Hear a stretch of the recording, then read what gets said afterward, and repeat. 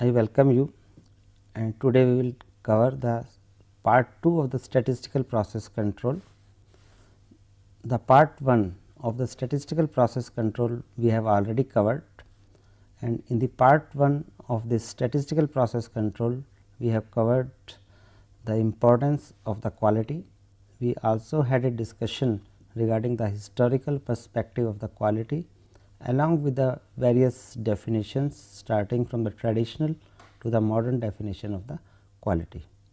In this part, that is the part 2 of the statistical process control, we will cover the following topics, that is the concept of variations, reasons of variations, causes of variations, and the concepts of SPC, that is the statistical process control, and the concept of SQC, statistical quality control. In the part 1, I had finished my lecture on this particular definition, that is the modern definition of the quality, and we mentioned the quality is inversely proportional to the variability. The entire lecture I will start to build up a theme regarding the variability to understand all the concepts of the variability. Now, just an example to build up the concepts of variability, I have written some points that have you ever shot a rifle or played darts. In both the games, we have the target and we play darts on this target. These are the just two persons, Ram and the Arjun. They basically played the darts on these two targets, and the output of the Ram and the output of the Arjun has been shown by the black bullets. These are the black bullets, that is the output of the Ram, and these black bullets basically the output of the Arjun. Now, question arises, who is the better shot? So, when we think that who is the better shot, first we need to understand what we are going to measure. If we see the Arjun's points, that all the bullets or all the darts right here, they are just close enough to each other and approximately coming to the same point. And as far as Ram is concerned, it is distributed and touching one circle and another circle and the third circle. Now, the question is that whether we are going to take the decision with respect to the consistency or with respect to the total evaluation. So, the question again here is the who is the better shot. So, before we decide that who is the better shot, let us see that what we should do in our processes. So, whenever we do have any measurement of the any characteristics of the process, we should know that what we are going to measure. Suppose there is some shaft that you are turning on a lathe. Now, the question is whether you are measuring the diameter of the shaft or you are measuring the eccentricity of the shaft or you are measuring the surface roughness of the shaft. So, first we need to be very clear that what we are going to measure in our processes. Second, the question is why do these measures matter? Means what is the importance of all these measurement? The third question is, are those measures consistently the same? Means when we are saying the measures consistently the same, this means whether the equipment or the measurement tools we are using the same, or the equipments or the tools are calibrated, or the method that is being used to measure is same, or the operator is using the same method consistently first time and the every time. Then when we say that are those measures consistently the same, if yes, good, if not, then we should know why not, that why these measurements are not coming the same. So, before we decide, as I have given the example that Ram and Arjun, they have played the dart game. So, before we say that who is the better shot, we should know what we are going to measure. So, depending upon the measurement that we are doing, we should take the decision. let us see, because in that dart game two possible measurements was there. One was that the count, total count, the total number. Second is the consistency. So, when we say consistency means we are talking about the variability, and when we are talking about variability we need to define what variability is. Suppose we define variability as the deviation. Deviation means distance between observations and the mean value or the average value. This is the output of the RAM as I have shown you. In addition to the output in this slide, you will see that I have given the numbers, that to the different output the different numbers are there 8, 7, 10, 8, 9 depending upon where the short is there.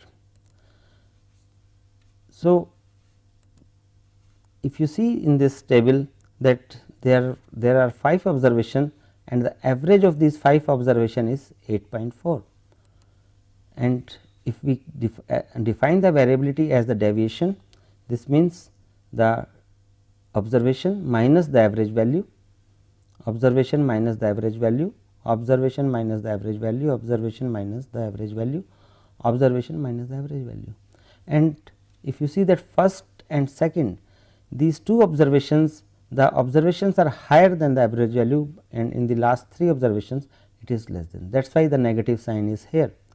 So, this figure that represents the sum of the deviations of all the 5 observations. So, this is equal to 0.0.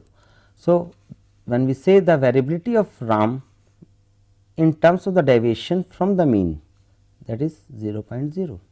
Let us see what happens for the deviation with respect to the Arjun. The Arjun same. So, he has the output at 5 output here or 5 observations here, and all these observations are just at approximately near the one or the second circle, but none of the observation is at the center or the next circle. So, depending upon his output, the marking scheme is different, because if you mark just in the inner circle the marks was 10. So, his marks are less. So, let us see the deviation of the Arjun with respect to the observation. So, these are the 5 observation, this gives the average value, that is 6.6, and the next column shows that observation minus the mean value. So, all these 5 observation we have calculated the deviation, that is observation minus the mean value, and the last 2 observations, if you see, the observations are less than the average value, and that is why the negative sign is here, and the total observation, the sum of the deviation, means this sum of that deviation is algebraic sum of the deviation, and that is coming 0.0. So, what is the difference? Ram has the different observations, Arjun has the different observations, and the deviation is coming same. So, this shows that deviation is not the right way to distinguish between the output of the Ram and Arjun. Let us see, we define the variability in another way. Now, we define the variability as a variance. What the variance is? Everybody must be knowing that it is average distance between observations and the mean squared.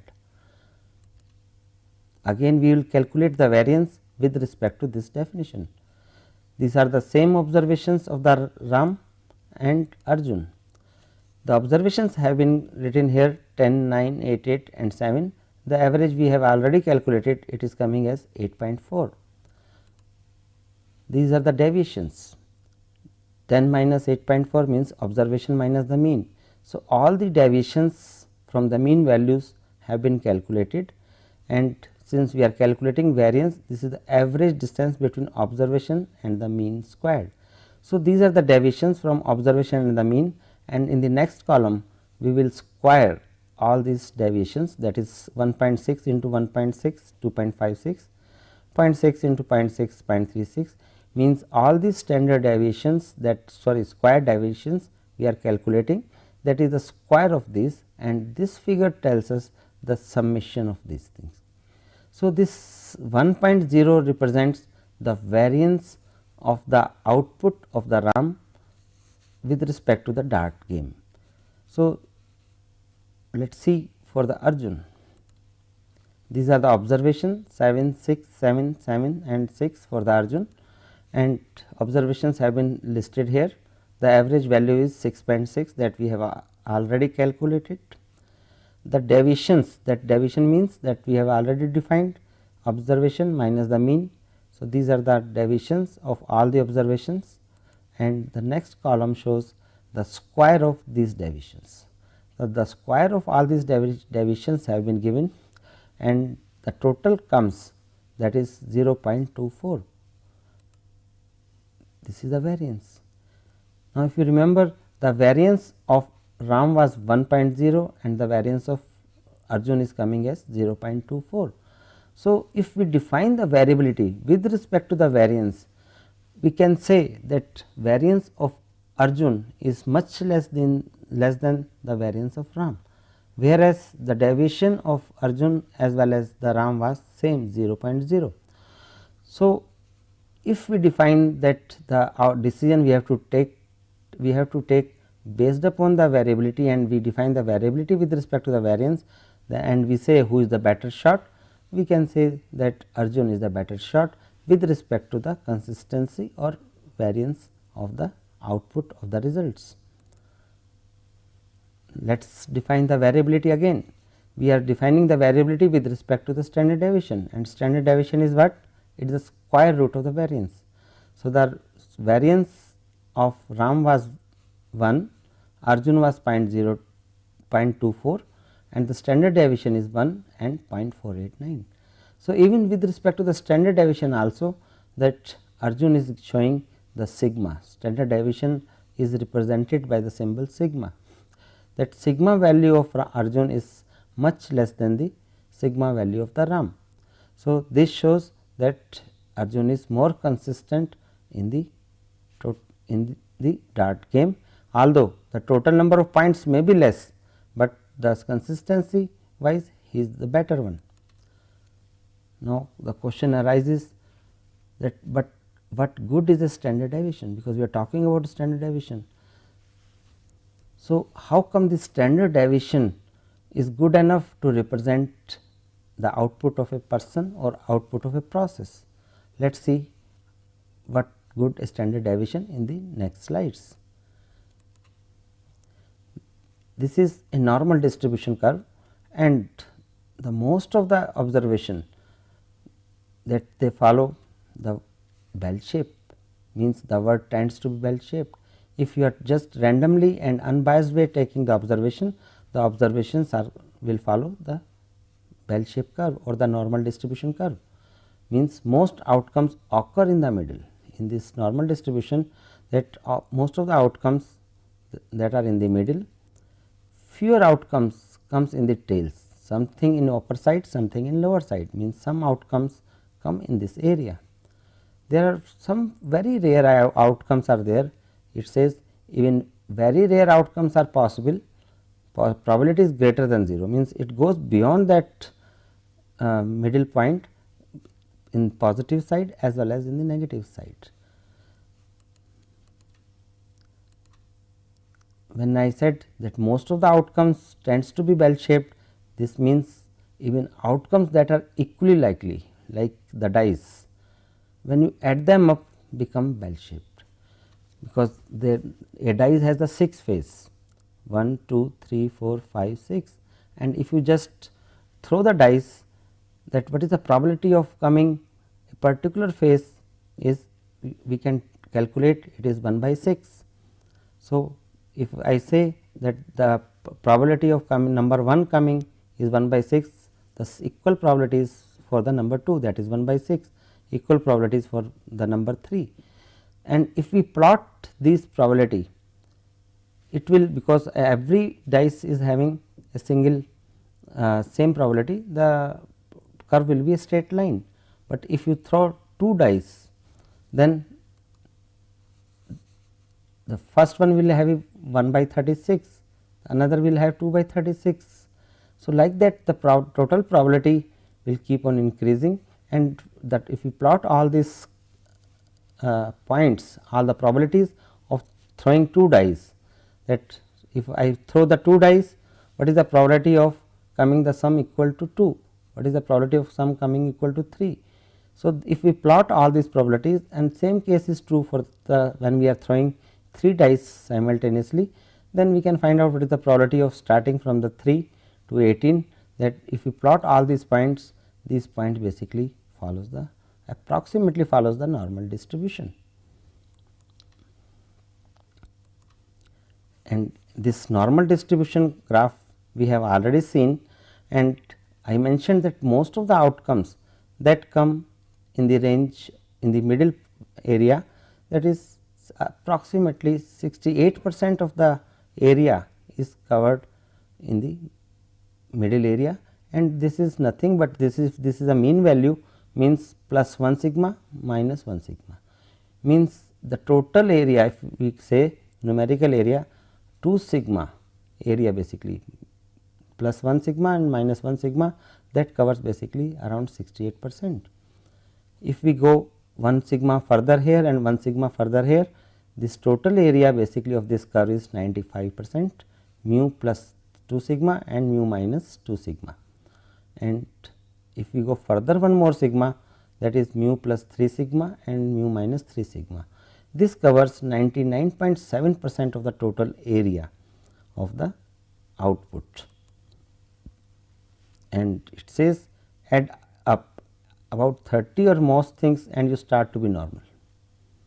Just add anything if they are random and independent, and you will find the things start to be normal. Normal distributions are divided up to 3 standard deviations on each side of the mean, that I mentioned, that this is 1 sigma, further 1 sigma and further 1 sigma. So, on each side means this is mean plus 3 sigma, mean minus 3 sigma. Once we know that this is in most of the outcomes that are random and independent, they follow the normal distribution, and we also know that we can divide up the normal distribution into 3 parts, plus 1, plus 2 and plus 3 sigma on one side, and similarly minus 1, minus 2, minus 3 sigma on other side, that the entire area, that means 99.7% of the observations cover in mu plus minus 3 sigma. And once we know that, we know a lot about what is going on, and that the answer of our question that we asked what good a standard deviation is, and we say that this is what a standard deviation is good for. Means once we have the understanding of sigma, we can find out where the observation lies, whether it is in the middle area plus 1 sigma, 2 sigma, 3 sigma or beyond. If it is beyond, it means it is out of the control. So, this is how we are basically understanding the concept of sigma through the variability. Now, question comes that if you remember that in the case of the RAM, that there are different output starting from the middle observation to the second observation, or to the first circle to the second circle, or to the last circle, then certainly there is some reasons of the variations. And earlier, as I mentioned, that when we are going to for the measurement of a process, we need to check our instrument, that our instrument should be calibrated and it should provide the observation or the measurement consistently. Also, the method should be standardized. Whatever the method we use to measure the processes, that method should be used consistently, and the operator should be skilled enough, so that whatever he is measuring, the way he is measuring, the procedure he is following, that he should use the procedure first time right and every time right. So, but still I mentioned in my first part that there are inherent causes of variation, and let us find out what are the reasons, potential reasons of the variation. The very first reason of the variation is the operator himself, that sometime there is a not proper training to the operator, sometime not proper training for the supervision, and sometime the operator is not using the right technique. Sometime he used the one method, sometime he used another method. So, that basically is that he is not aware of the right technique to measure. There is another reason, that the method, that procedures are not standardized, there is setup change, the temperature and maybe some other conditions, ambience condition that changes from time to time. Say for example, if you take the measurement in any foundry shop regarding the temperature of the molten material in the morning and in the evening, that because of the temperature range, that because in the morning the temperature in the winter season varies from morning to evening. So, that the effect of that ambient temperature comes. So, this may become the reason of the variation. If you have measurement in the morning, if you have measurement in the night, there is a variation in the thing. The variation may be possible with respect to the material, the moisture content, blending, contamination. Sometime what happens when in a manufacturing concern or in a manufacturing organization, sometime the material is coming from one vendor, sometime the material is coming from another vendor. If and there is a possibility that whatever the material is coming from one vendor, the constituent, the characteristics, the properties may slightly vary from vendor to vendor. So, this may become the reasons of the variation. The machine's conditions, inherent precision, sometime because of the usage, the wear and tear happens in the machine, and because of the wear and tear in the machine, there may be some chatter, some vibrations that occurs in the machine. Finally, the management, poor process management and poor system.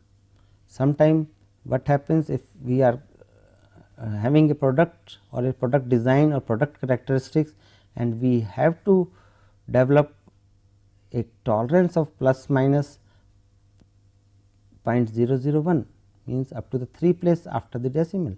But if the machines that are with that the manufacturing section is having, the machines are not capable to produce that tolerances, then every time whatever efforts we put in, will not get the right product. So, then this type of cause is basically that occurs because of the process management. You need to basically involve the management, and the management has to look after that. If the machines are not there, whatever effort and whatever the pressure we put on, we will not be in a position to produce the right product. Sometime it happens as a part of the process management that we are not treating the next process in the line as an internal customer. If something wrong happens in the first operation, that mistake basically keeps on adding up in the further operations. So, every time we should consider the next operation in the line as a customer. So, that whatever we deliver, means whatever we deliver within our organization, that delivery should be 100% right. So, that the things may not get further worsen up. So, these are the potential reasons of variations. I am just again highlighting the points. The reasons may be for operator, the reason of variation may be the method, reason of variation may be the material, reason of variation may be the machine, and the reasons of variation may be poor process management or the management. The causes of variations. There are two causes of variation. One is the common causes, also known as chance causes or inherent causes. The another second one is the assignable causes. This causes is also known as the special causes. Let us see the first type of cause, that is the common causes, also known as I mentioned, known as the inherent causes. That basically common causes, when we remove such causes, we improve the system. So, whenever we have to bring the improvement in the system, we need to control the common causes. What are the common causes? This is because of the variation inherent in the process. That is why I mentioned that these common causes are also called inherent causes. These causes can be eliminated only through improvement in the system. As I have already given you the example, that if you have the machine and that machine cannot produce the tolerances required by the designer, then there is no way out. You have to have the better machines that can cater or that can take care of those tolerances that the designer is looking forward. The second type of causes is the assignable causes. and these assignable causes, if we remove, we can control the process. The common causes, if we remove the common causes, this the improvement in the system occurs, and if we remove the assignable causes or the special causes, the control of the process occurs, or we can say we can have the stable process. This happens because of the variation due to the identifiable factor. As one factor I mentioned, that if you go for a casting in the morning and in the afternoon or in the evening in the winter season, then the temperature difference has the effect. So, whenever we see that if we combine the items of morning session and evening session, it is clearly visible that these are the variation, and we can find out what is the special reason for this, and if we can remove that special reason, the process becomes stable or process becomes in control. It can be modified through operator or management action. We can identify, we can look back, if we go to the history, we can find out what happened to that particular product. Sometime we are using the wrong die, that may be one special reason. Sometime when you are setting the product on a machine, the possibility that tool may fall down or the workpiece may fall down.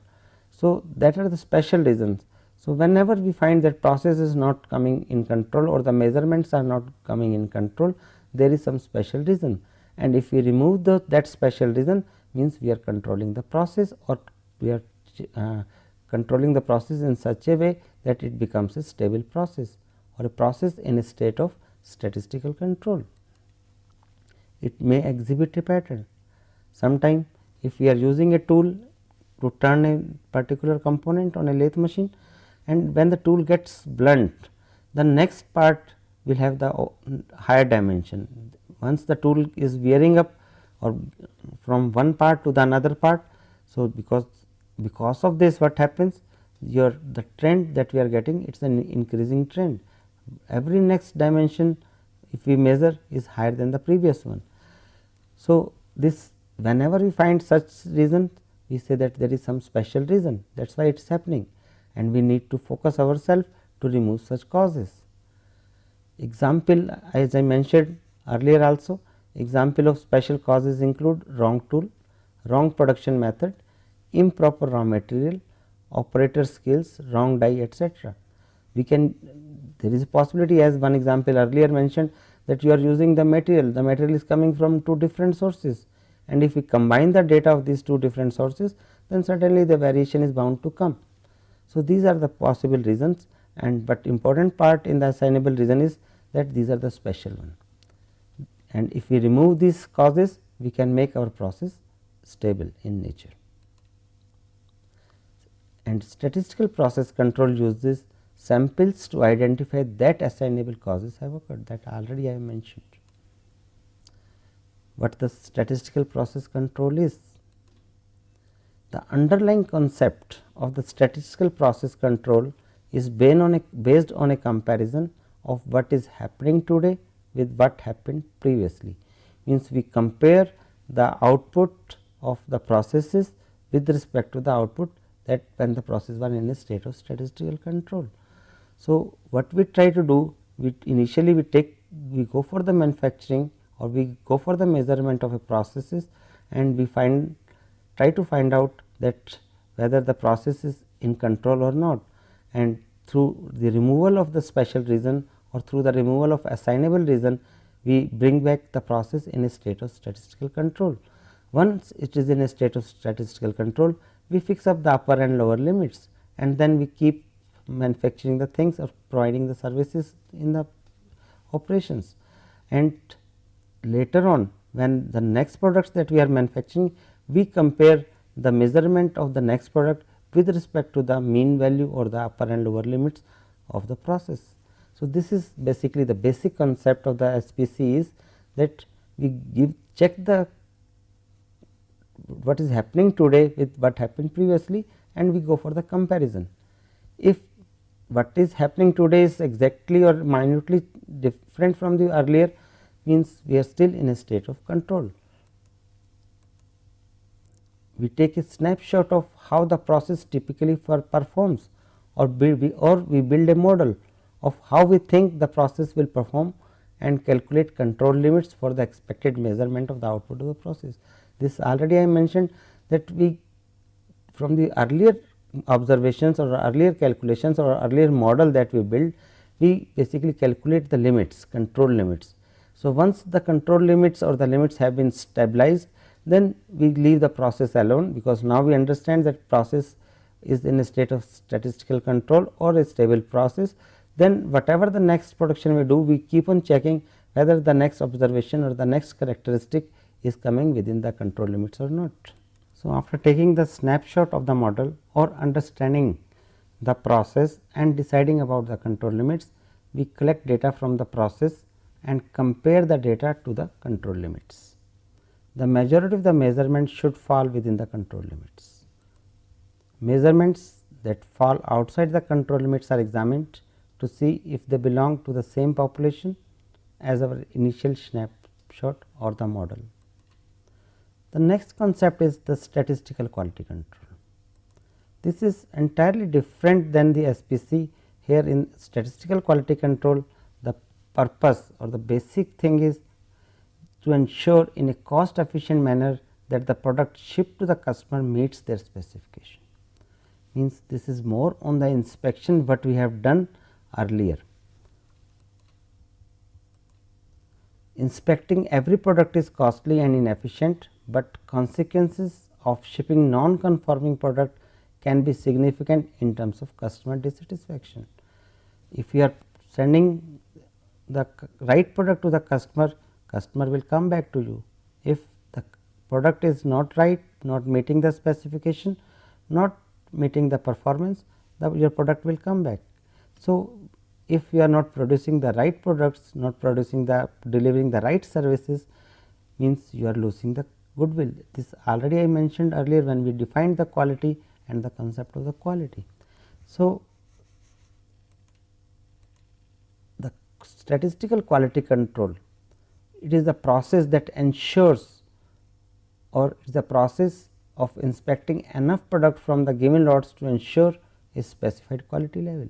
So, this SQC basically ensures that the sampling process, or that whatever the outgoing quality is, that outgoing quality should be sufficient enough that the production is consistent, or the finished production is consistent, and the right product is being delivered to the customer and customer is satisfied with the product.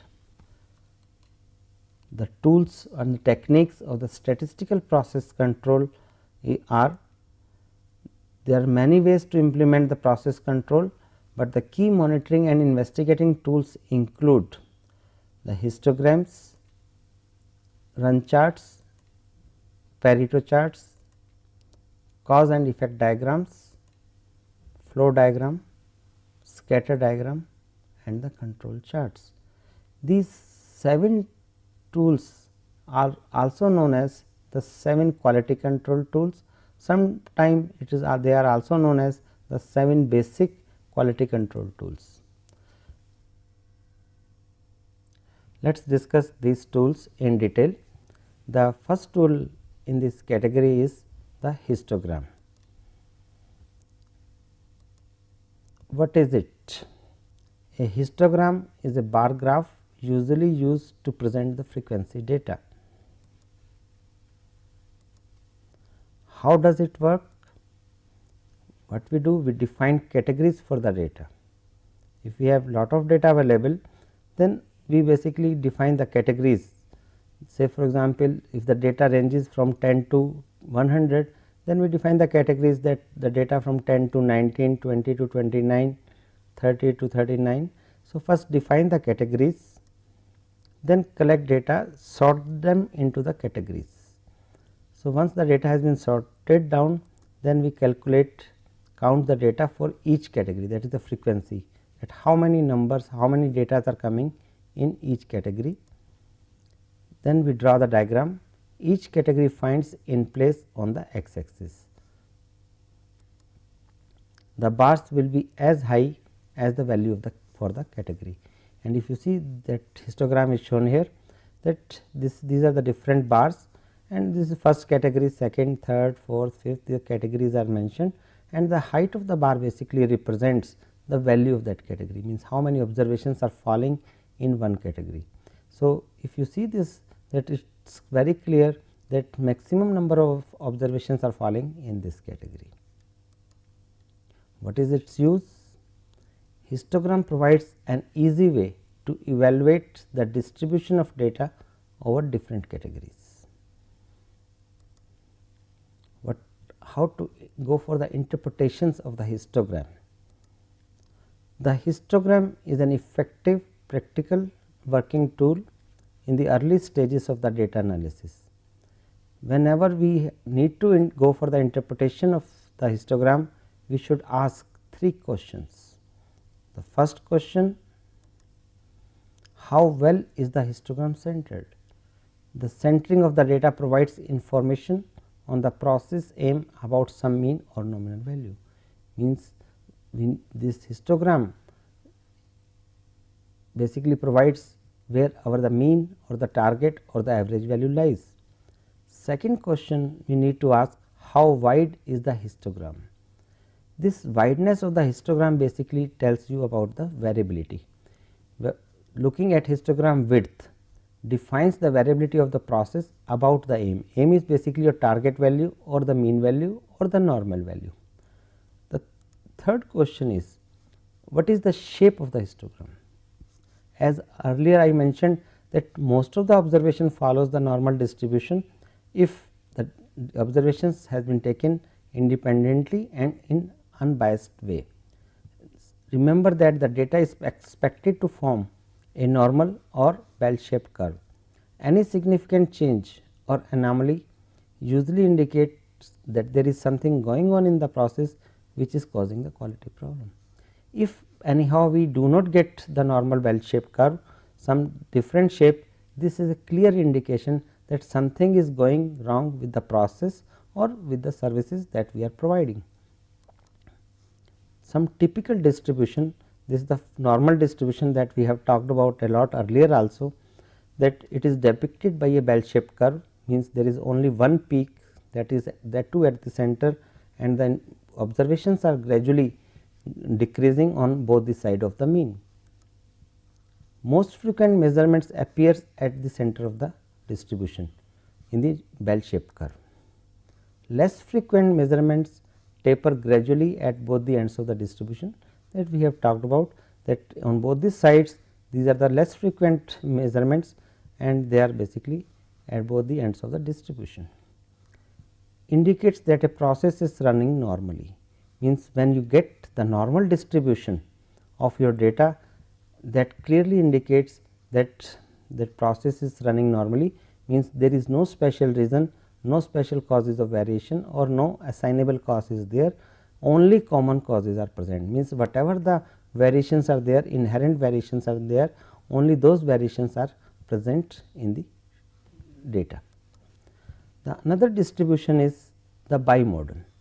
If you see this figure, that it shows very clearly that there are 2 peaks, means when instead of one peak we get the 2 peaks, that type of distribution is called the bimodal, and distribution appears to have 2 peaks. It may indicate that data from more than one processes are mixed together. So, this happens because of the many reasons. One reason is mentioned here, materials may come from 2 separate vendors, and when we collect the data from the processes, and in the history of the processes the batches are coming from the purchasing section, the material is coming from the purchasing section or from the inventory, there is a possibility that one lot of the material is coming, that is basically belongs to one supplier, and the another lot belongs to the another supplier. If we are combining the data of the material that is coming from 2 different suppliers, there is a great possibility that we will get that this type of distribution that is having the 2 peaks. There is another possibility that the samples may have come from 2 separate machines, means when we are collecting the data, we are collecting the data from 2 separate machines and we are clubbing the values or the observations of these data. There is possibility also that sometime when we collect the data, we never bother about when this material has been or when these observations have been taken. Sometime we club the data of the two different operators, sometime we club the data of two different operators working in different machines, sometime we collect the data when the different operators are working in different shifts. So, the question point here is, anytime we collect the data, care should be taken into account that the data should be from the single source and from the same operator, same machine, and all care should be taken into account that the same measurement method in all the data, same tools, same material, and all the properties and characteristics should be same. Only then the data will behave like a normal distribution.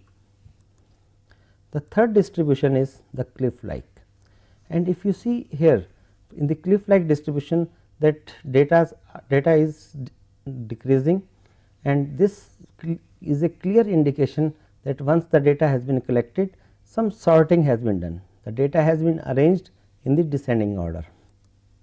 So, this appears to end sharply or abruptly at one end. This indicates possible sorting or inspection of non-conforming parts. What are the limitations?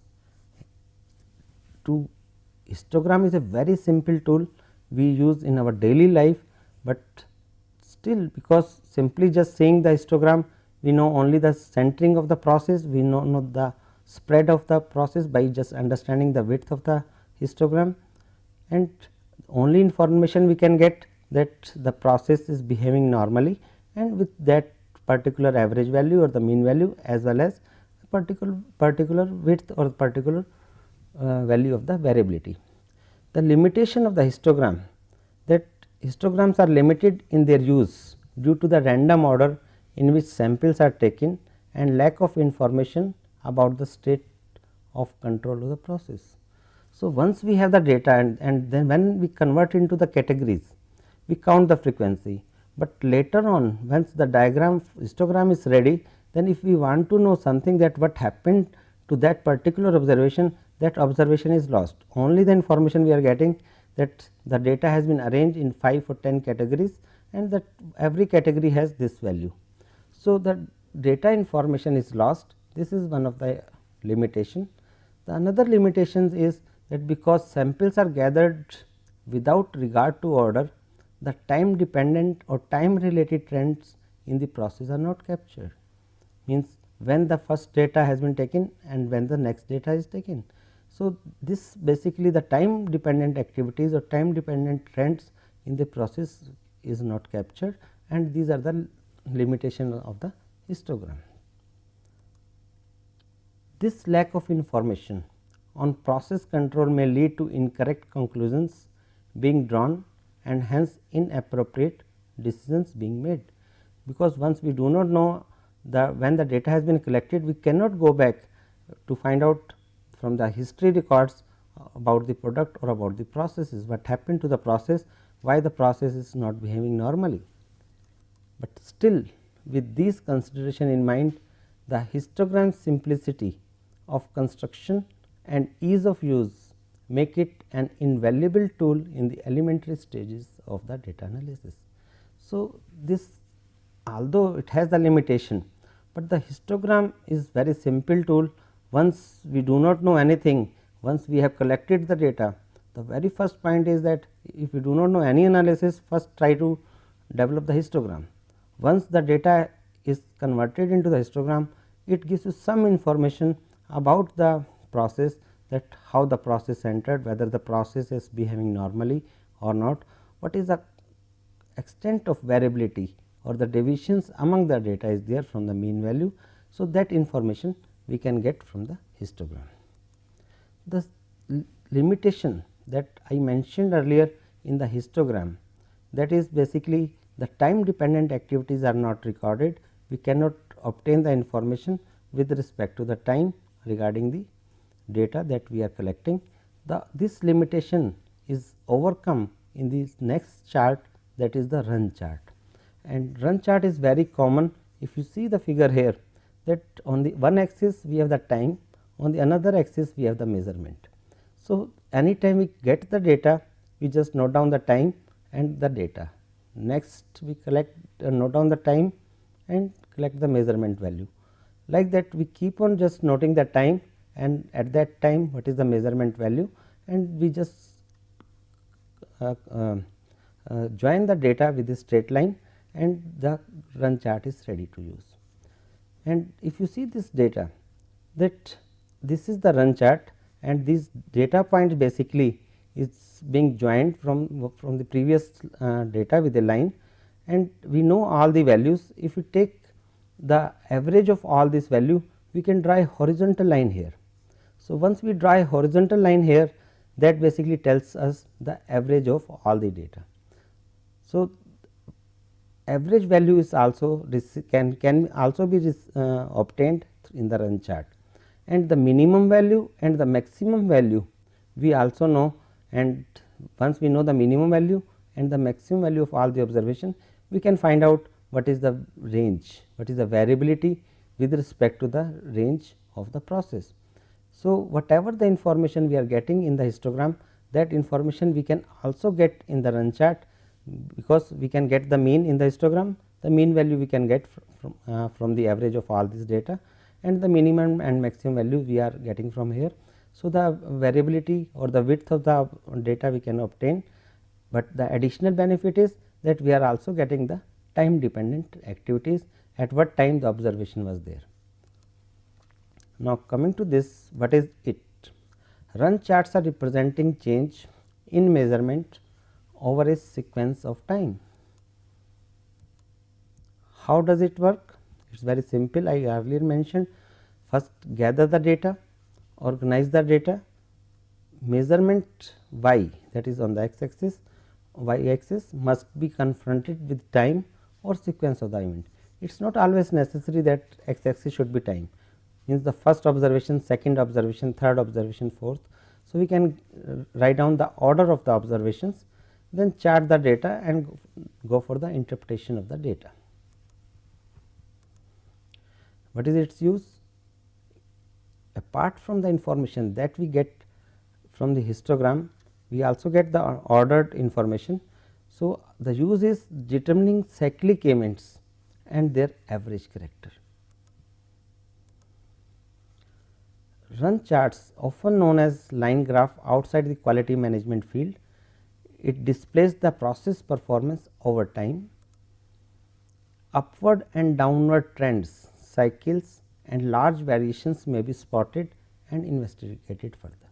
So, this is the additional benefit apart from the order of the observation, that we can also, this run chart also reveals the trends. Trends may be the increasing trend, decreasing trend, increase in the dimension from one observation to the next. Maybe some repetitive cycles are there, that after every 10 observation the observations values keeps on repeating, and maybe some large variations because of the ambient conditions that can be spotted by investigating, and we can investigate further why this is happening. Also, that I already mentioned, an average line can be added to a run chart to clarify movement of the data away from the average. So, if we know the average value, we can draw a horizontal line, we can find out that how the data is deviating from the mean value. Two ways to misinterpret the run chart. What happens that we conclude that some trend or cycle exists, when in fact we are just seeing the normal process variation, and every process will show some variation. This type of misinterpretation in the quality control field we say the type 1 error, that when everything is behaving normally, means whatever the data we are collecting, it follows the normal distribution, and by chance randomly if you just collect take the one observation, it falls beyond the 3 sigma control limit, then we say that process is not behaving, although the process is behaving right. And sometime just collecting the 7 or 8 or 10 observations, we see that there is some trend or some cycle exists, actually there is no cycle or no trend is existing. So, this is very common misinterpretation of the run chart, that we conclude something about that something wrong is going on, although there is nothing wrong in the process. The other error is sometimes we do not recognize a trend or cycle, although it exists, means process is not behaving right, there are cycles, trend and in problems are there in the process, but we are not able to recognize from the run chart. Means sometime what happens, we have very small little information or few observations there, and if we plot 5 or 6 observations, those observations are not sufficient enough to reveal whether there is cycle or trend exist. So, this is the another observation, and we normally say it is type 2 error. When there is a wrong in the process has gone wrong, but we are concluding that process is working fine, that is the type 2 process. So, again I am repeating, type 1 error basically is that when process is in control, everything is there right, but we are concluding that something wrong is there, and another type 2 is that when the things have gone wrong, but still we are concluding that process is behaving correct. So, both of these mistakes are common, but people are generally less aware that they are making the first type and are tampering with a process which is really behaving normally. So, this is very common mistake, and possibilities are there when we just decide or conclude that something is wrong, although the process is behaving normally, we try to correct the process, correct the correct process basically. To avoid such mistakes, use the following rules of thumb for run chart interpretation. The first rule of thumb is that look at the data for a long enough period of time, so that a usual range of variation is evident. Never conclude just by collecting very few data and taking the wrong decision. So, first let the process go and take the sufficient information or sufficient observation, then conclude it. Is the recent data within the usual range of variation? Also have an eye that whatever the data you are obtaining, that is coming in the usual range of the variation. Is there a daily pattern, weekly pattern, monthly pattern or the yearly pattern? So, these are the 3 rules of the thumb rules that you need to ask yourself, and you need to check yourself, that look at the data for a long enough period of time, check is the recent data within the usual range of variation, or the third point is there daily pattern, weekly pattern, monthly pattern or yearly pattern we are looking around. We are finishing the part 2 of statistical process control right at this point, and we will continue the rest of the 7 basic quality control tools in the third part of the statistical process control. Today in this part 2 of the statistical process control, we have learnt about the concept of the variation. We also had talked about the potential reasons of the variation, causes of the variation, and we have also got the conceptual background of SPC, that is the statistical process control, the conceptual background of statistical quality control SQC, and the 7 basic tool, and out of the 7 basic tool we discussed in detail about the histogram as well as the run charts. Thank you viewers.